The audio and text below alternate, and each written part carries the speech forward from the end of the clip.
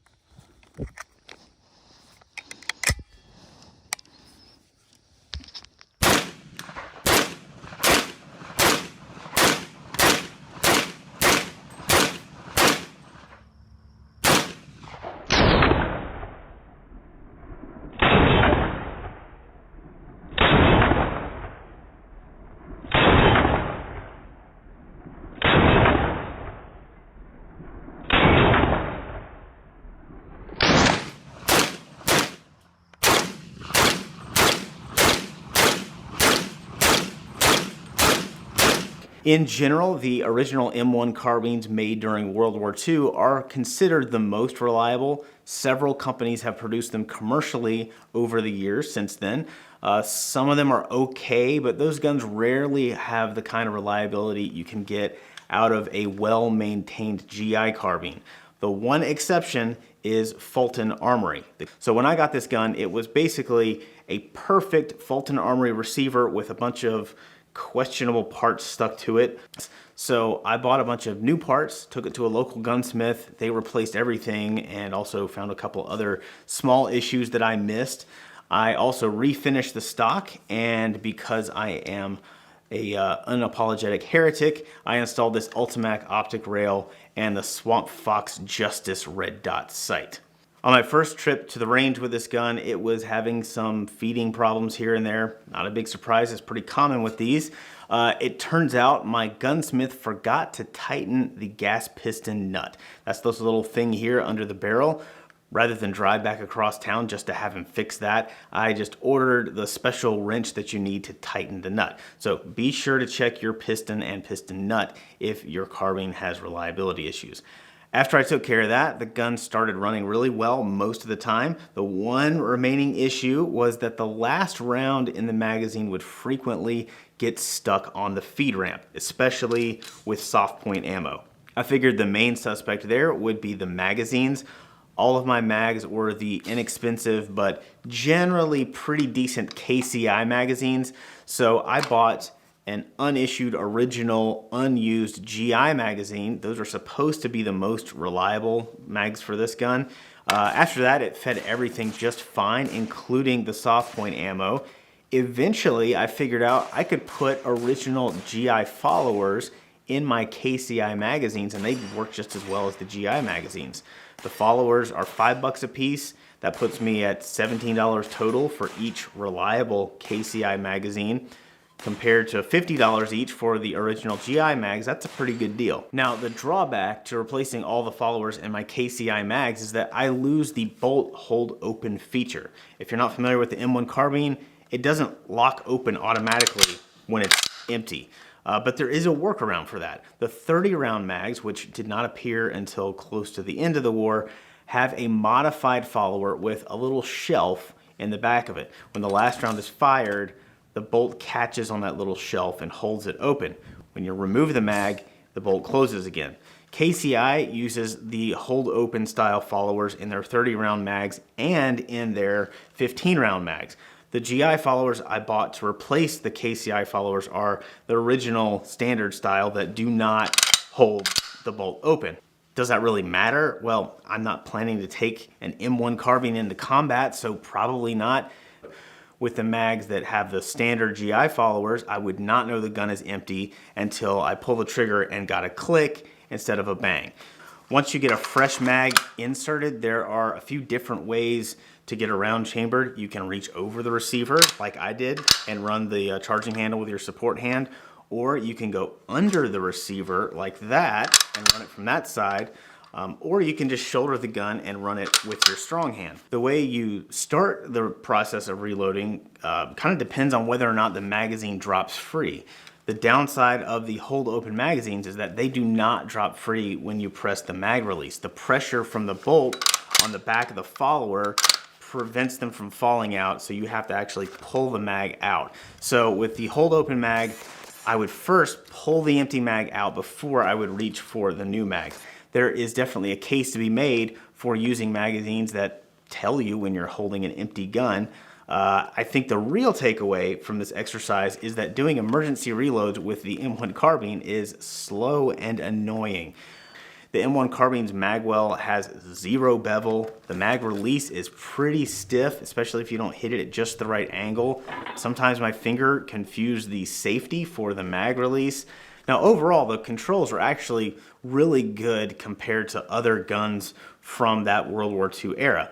But it's nowhere near as easy as running something like a modern AR. Things just tend to not go as smoothly. One of the many fun aspects of owning an M1 carbine is the wide availability of affordable parts and accessories.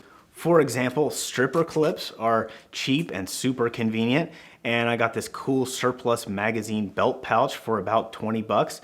But not every accessory is that useful. Behold, the jungle clip. Now, I don't know whether these were an original GI item or a commercial invention. Basically, it's a magazine coupler to attach two 30-round magazines together. I know that coupling magazines in the field was definitely something soldiers did with the M1 carbine. I've seen pictures of it, but in those photos, the mags are always taped together. The jungle clips have little protrusions that lock into the holes in the bottom of the 30-round mags. Recoil makes the spare mag fall out of the clip. So unless I'm just really completely misunderstanding how these things are supposed to work, I think you'd need some tape to reinforce them, or they're basically useless. That's not to mention that hanging two 30-round magazines off of the gun kind of ruins the handiness the M1 carbine is known for. That's an extra £1.5 on the rifle versus just 9.5 ounces for a loaded 15-round mag. The M1 carbine, let's check it out.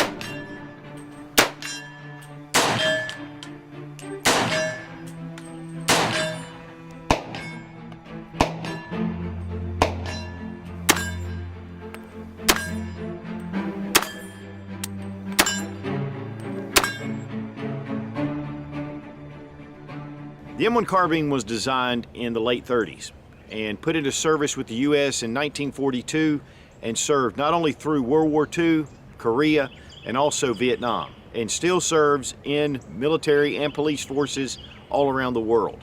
It's a very light and handy little rifle, and even though it is an intermediate caliber, it still can be very effective. We're going to remove the magazine. It's empty. open the chamber, and the gun is unloaded. The M1 carbine is one of my all-time favorite rifles. In fact, firearms in general. I love this little carbine.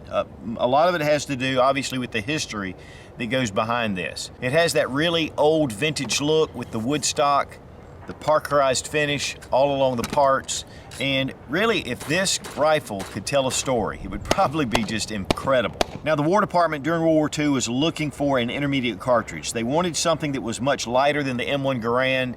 It was really to replace your sidearm, having something that would be a lot more effective, especially in a combat situation. And so Winchester was one of the big ones that kind of put this forward. Now, Carbine Williams, who is a convicted felon, who was in prison working on the short stroke action, is a huge contribution to this design.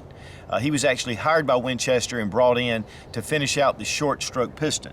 But the real brainchild behind the M1 carbine was Ed Browning, which was John Browning's brother. The barrel is 18 inches, but the overall length is about 36.5 inches. It's a very handy, very easily maneuvered firearm. Now, while the M1 is called a carbine, which is typically a shorter version of an original rifle, the M1 Garand fired the 30-06, and here we have one. In fact, this is probably a military surplus. In fact, it is a military surplus 30-06. You can even see the corrosion coming through because these were corrosive. Here is the 30 caliber. What a huge difference between these two. Now, while there are some similarities between the carbine and the Garand, which is, of course, the operating rod and the rotating bolt, the only part that actually interchanges is this screw in the butt plate. Now, the 15-round magazine fits right up here in the mag well. There is a mag release right here on the side. You just pull it out. Real simple, real easy to install a fresh magazine. Safety right here. There are some different type safeties. This is the lever safety. They did have a push-through safety. Small trigger guard. Here we have the charging handle, brings it back, enters a round. It does not hold open on the last round, but right here on the charging handle is a little button and a little notch right here. Bring it back, depress it, and it holds it into place. There were two different styles of rear safety. This is the one with the adjustable aperture. There was an L-shaped as well. On here is marked 1, 2, and 300 yards, and the aperture just moves up accordingly. The front sight is a post that has rabbit ears that protect it. Here we have the barrel band, and this holds the rear at the bottom of the stock to the barrel. This one does have a bayonet lug. Some did not. In fact, they removed these later on. There are bayonets out on the market. They are really expensive if you get an original World War II bayonet. They did have a lot of the Vietnam era bayonets that were actually pretty reasonable, and you can get aftermarkets. We have a separate cover here and then the stock. And these stocks typically are very beautiful hardwood stocks, as you can see with this one. Right here is US Carbine Caliber 30 M1. Right here is your serial number, and then underneath the rear sight is the manufacturer of the receiver. This is a U.S. postal meter. There were a number of different companies, including Inland, of course Winchester, which was the original. There was Saginaw, Rockola, a lot of different companies, and the parts were made that they could interchange. And over 6.5 million M1 carbines were made during World War II. 6 million Garands were made. So the M1 carbine was the most produced U.S. firearm during World War II. Now, this is an aftermarket sling, but it has a little brass point that clips around, and then here at the buttstock it fits through and connects to an oiler. You can see the small lid screwed into the top. It has a little oiler piece that's down the middle. This is fit, of course, into the sling, and you push the sling through and you can pull out your oiler. The buttstock is metal with checkering, and of course the recoil on these are so light that you really don't need anything but this metal. But of course the Garands also had a metal butt plate, and the recoil was significantly greater than it was on the carbine. Another really popular accessory for the M1 was this little magazine pouch. It actually fits over the stock and sits just like this. It holds two 15-round magazines, really able to get to them very quickly. The balance on the carbine is just really nice. You can grab it with one hand and you can maneuver it very easily. It's not weighted. The balance is really toward where the magazine is. A very light recoil weapon, and really the 30 caliber is really about a .357 Magnum. Very pointable, very easy to maneuver, and very easy just to sling over your shoulder. The M2 was a select fire rifle that could fire semi-automatic or full automatic. That's the reason for the 30-round magazines. And then they had the M3 version, which was a select fire rifle with an infrared scope on top.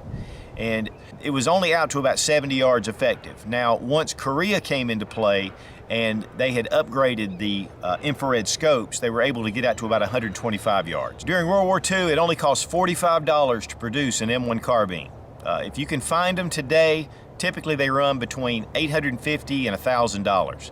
Really, in modern day standards, this would make an excellent home defense or personal defense weapon within a couple of hundred yards. It's going to be effective. It's going to have decent penetration, again like a .357 Magnum coming out of an 18-inch barrel. So you're going to get some real velocity there.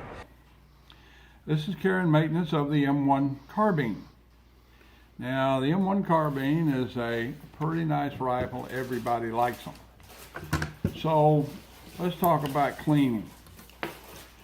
Let's take it down so we can clean it. I think I'm allowed to do this on YouTube. It has a funny looking little screw out here on the front band. And the reason why that screw head is tapered is so you can use a spent cartridge case to start unscrewing it. But big screwdriver does just as good a job. You can get in there and get it started.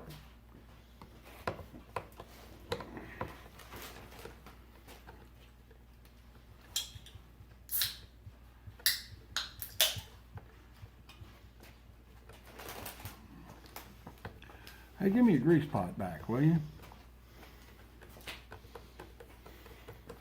What is that?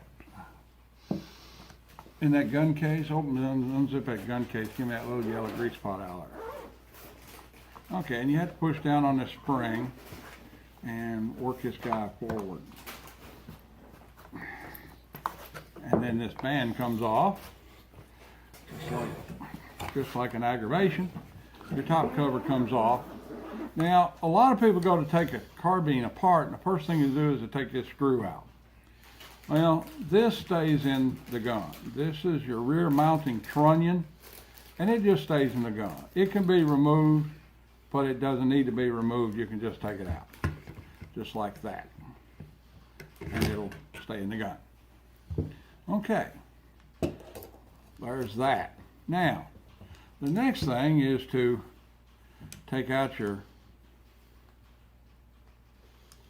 op rod and spring, which is attached here and goes down into the action of the gun here. Goes into the receiver, about that far. Pull that guy back slightly, separate it from that, and then you can throw it across the room is the best way to do it. Most people send it flying across the room. Okay? Next part is this pin right here. It's slaved on one side and small on the other. So just pull that guy out and lay it aside. Now, this will come out to the rear, just like that. The ears go over the mounting point here, and the pin goes through it. And then the back of it, back of the trigger housing, has an eye cut in it, and that corresponds to the female eye cut on here. Now, next little step is to get the op rod off of it. There's a couple different ways. My friend Steve, he can get the bolt out of one without getting the op rod off of it, which I'd love to learn someday. Maybe I can get him drunk and get him, let me have some of his secrets. Pull that guy back right there, and there's a cut in this raceway that corresponds to a male side of the raceway here, and it's right there. Now all you got to do is figure out how to get it off there. And it'll come off easily, but the thing of it is, I'll get off right here now. It has to be just perfect in order to come off there. And it'll just fall off. You'll piddle with it for an hour, and then suddenly it'll just fall off. Take your bolt out. Now, in here there's what's called a bridge. and there's a bridge cut in there that lets you bring the firing pin forward and come over it. Okay, so there's a little bridge cut in there that allows the firing pin, that's this part, to come out of the bridge. And it makes it, that's how it comes apart. Sometimes you think, you know, it's just not going to come apart. You piddle with it for an hour and then all of a sudden it just drops apart. You know. First thing you need to check on this guy is to make sure your gas piston collet is secure. Now I've got a gas piston wrench at home, but if you take a screwdriver tip and push that guy one way or the other and it won't move, it's in there good enough. And if you take and hold the rifle down and then back and it freely moves, you're good. It's good. Now, there is a port here on the gas block which will allow you to stick a piece of wire in there through to the port in the barrel that goes into this expansion chamber in the gas block. And that's how you clean that guy out if it gets to where it doesn't work. And I've seen them get to where they don't work because this port down here is clogged and fouled up. I've also seen where they didn't work because the castle nut had backed out of the gas block, allowing too much blow-by on the piston, and it simply won't cycle. So this is a thing to check. Now, your action, you know, get you a brush, get you some solvent, go to work on it, cloth and Q-tip it all back out, get it nice and clean. Now, you need a little oil in here on here, and so forth. But here, on your raceway, internal and external raceways, just like on an M1, need to be greased. And it needs to be greasy. Your cam armature up here on your op rod, it needs to be greased. You know, everything about it that is a raceway or has movement in it needs to be greased. You know, this guy needs to be greased where it's camming in and out of there. There needs to be grease on that all the time. Okay, this is my second bolt. I didn't know that when I first got this carbine, and I used it extensively and eventually wore that cam lug off of there, you know, and had to replace this bolt. So that guy needs to be greased. As a matter of fact, it looks kind of dry right now. So we're gonna add some Western lubrication to it. Just like that. In there and put some grease on that thing. Yeah.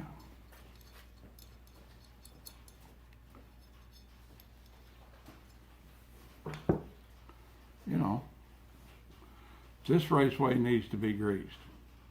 And you just put a little on there, you know, with whatever you want to daub it in there with. I'm using the trigger group pen, but you know, it works.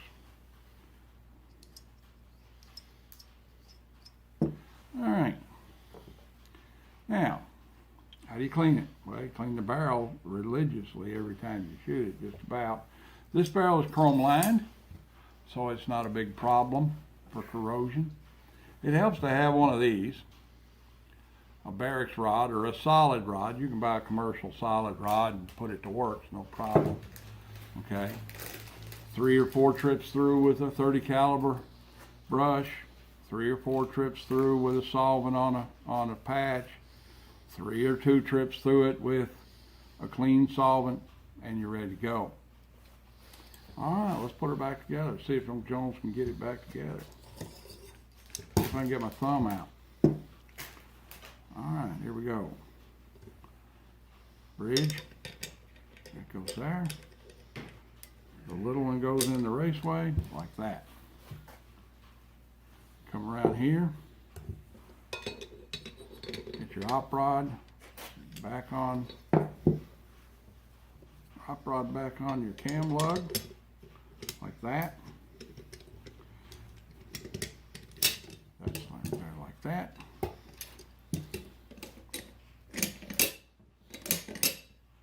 Okay.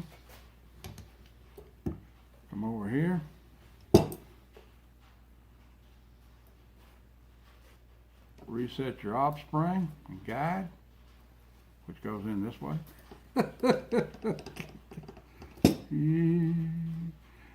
It's hard to work the camera to where you can see what's going on, and I can still. I'm doing everything backwards to try and demonstrate it to you.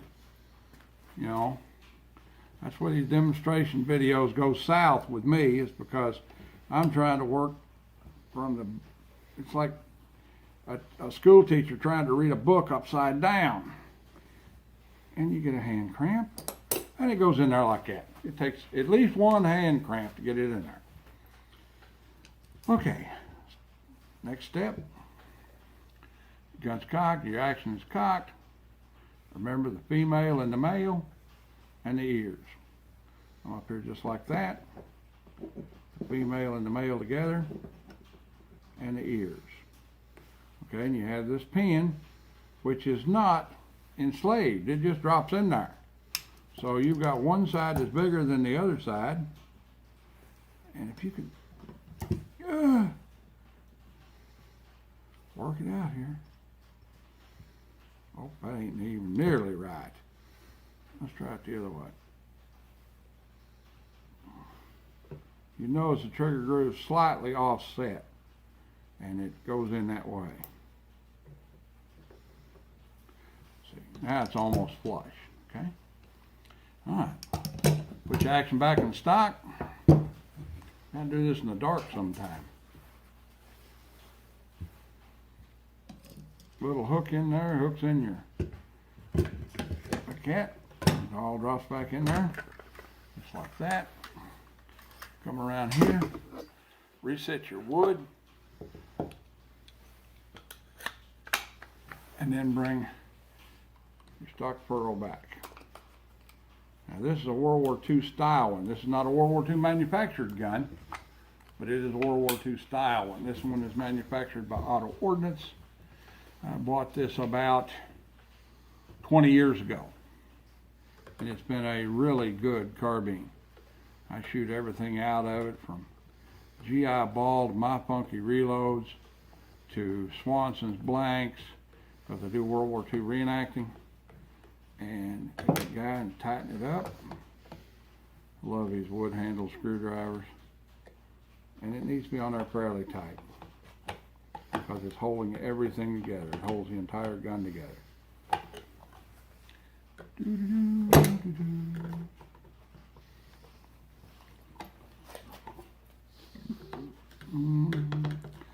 And Mr. Shaky. There we go. Now we're tight. Go around here and put your sling back on it like it's supposed to be.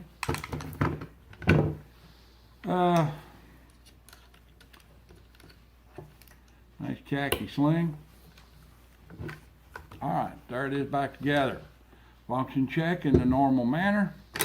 Run up in there, pull it, fires, and let go of it, it clicks and fires, and you're ready to go. All right then. I believe Inland, which was one of the original manufacturers, actually owned by GM. The Inland company has now started producing brand new M1 carbines. They're running about $1,049 as far as on the Inland website. Price may be lower once they hit the market. And I believe Auto Ordnance is also making one, and they run about $850. Carr is one of the owners of Auto Ordnance, and they should be a pretty decent little rifle. I've seen them around, but I haven't had a chance to fire one. But there's just something about these old World War II rifles that just really have a lot of soul. And I paid about $850 for it, and really I thought I got a pretty good deal on it. Also, Winchester seems to be one of the most expensive and most collectible, and then also Rockola, which made jukeboxes. These were coming into the country at one point from Israel, a lot of the surplus rifles, for around $350, around 20 years ago. And then when those dried up, the prices went up on those as well. One of the things I know recently is Korea had a bunch of surplus M1 carbines, and I believe it was blocked by the White House, the importation, because they were quote-unquote assault rifles. But guys, these are classics, these are part of American history, and it's really a shame that those rifles aren't making their way here to collectors and shooters. As far as ammunition costs, there are a lot of different companies that make this ammunition. You're buying it in a 50-round box. These run about $21.99, I think, at Academy Sport for 50 rounds. If you compare that to 223, which is a 20-round box, really it's pretty close to the same price per round. So while a lot of people think that the 30 caliber is really expensive, when you compare it to your standard 5.56 or 223, it pretty much is the same price. One of the things about these magazines is if you're going to get the 30 rounders, typically the old surplus mags work the best. A lot of the commercial mags in the 30 rounders can have issues. Here is a standard old and here World War II issue magazine. And then again, here's some of the just box magazines that are aftermarket. And these seem to fit and work just fine. Also, with all the different loads that they're making for this, the modern loads, there's even self-defense loads they make and soft points for hunting. So it can be used for a hunting caliber. The M1 carbine, way up. Be strong, be of good courage. God bless America. Цельный, когда ты целишься. Прицельные приспособления, они реально очень и очень удобны. То есть мне все-таки дёб нравится больше, чем открытый. Очень простая регулировка. То есть вот здесь вы можете видеть, это клики налево-направо, боковые поправки. То есть ты выставил под себя и все. И стандартная схема, то что целишься в живот, попадаешь в грудь. Также, что хотелось бы еще добавить по поводу этого карабина. Американцы всегда заботятся о своих солдатах. Например, здесь вы можете видеть маленький такой вот, мы назовем это кнопочкой, а вот здесь в самом ресивере выемка, то есть вы можете утопить эту кнопку, и вот у вас готова затворная задержка. Вы можете снарядить магазин по одному патрону прям так не отнимая, после этого снять и продолжать вести стрельбу. Также, что я еще хотел заметить, он очень легко разбирается, его очень просто обслужить, ну,